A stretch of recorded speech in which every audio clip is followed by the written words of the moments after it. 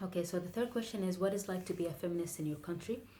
I'm guessing what it's like to be a feminist in Sudan is like being a normal woman in any other country, because the things that you have to fight for here, I mean,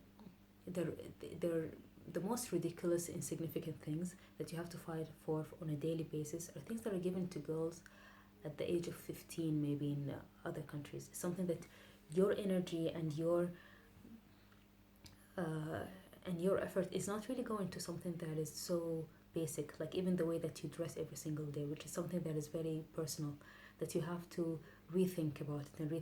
because maybe your family is not going to be okay with it. Maybe the guy next door is not going to be okay with it. Maybe when you go to work, people are going to look you up and down. So because we live in a society that being a woman, anyone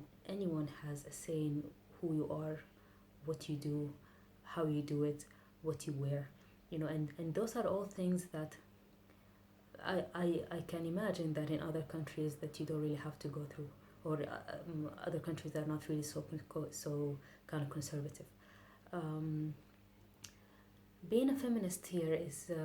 yeah, I guess it's just being a normal woman in another place, because the things that, for example, if I object to the to the to the idea that the girl has to ask for her parents' permission,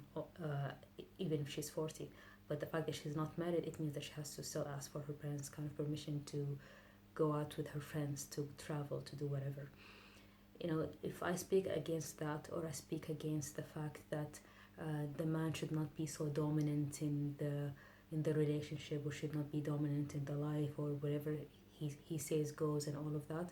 or I have to speak to the fact that a man should help a woman in the house or whatever, I'm considered a kind of a feminist. Although this is something that is a normal thing in other societies. It's a normal thing that a girl can decide to do something or not to do it, that she doesn't always have to talk to the male relative, or to her husband, or to whatever. So all those things are just being a feminist. Or just things that force you to be a feminist, although they're actually very normal things. They're just everyday things that you just feel that you have to absolutely fight for every single day, and that's a lot of energy wasted, actually.